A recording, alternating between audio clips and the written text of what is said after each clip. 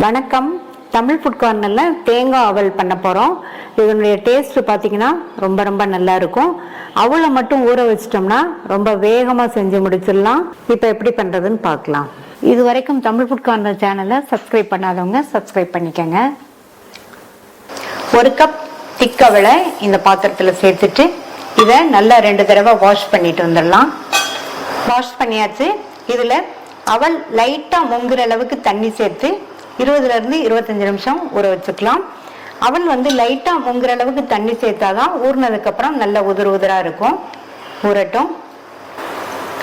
20 நிமிஷம் ஆச்சு. அவல் நல்லா ஊறி உதிர உதிரா இருக்கு. நம்ம சேர்த்த தண்ணி எல்லாம் இழுத்துருச்சு.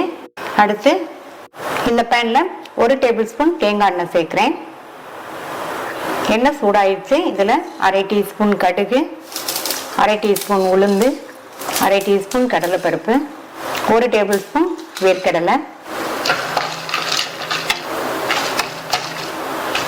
எல்லாமே நல்லா செவந்துருச்சு. இதுல கறிவேப்பிலை, 1/2 டீஸ்பூன் துருவின இஞ்சி, 1 பச்சை மிளகாய், 1 காஞ்ச மிளகாய், ஒரு 7-8 முந்திரி,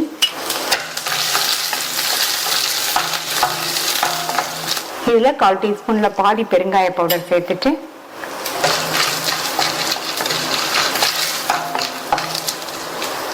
அரை கப் தேங்காய் துருவல் சேர்க்கிறேன். இதில் 1/4 டீஸ்பூன் டேபிள் சால்ட் சேர்த்துட்டு நல்லா ஒரு வதக்கு வதக்கிடுங்க.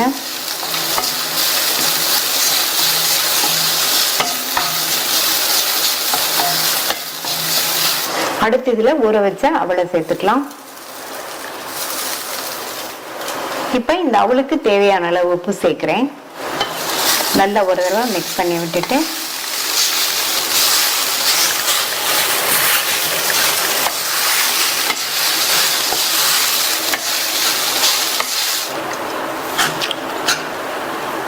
ஸ்டவ் ஆஃப் பண்ணிடலாம். சுவையான தேங்காய் அவல் ரெடி ஆயிடுச்சு. ஸ்கூல் விட்டு வர குழந்தைங்களுக்கு உடனடியாக இதை செஞ்சு கொடுத்தோம்னா விரும்பி சாப்பிடுவாங்க. ட்ரை பண்ணி பார்த்துட்டு உங்க கமெண்ட்ஸை சொல்லுங்க. தேங்க்யூ.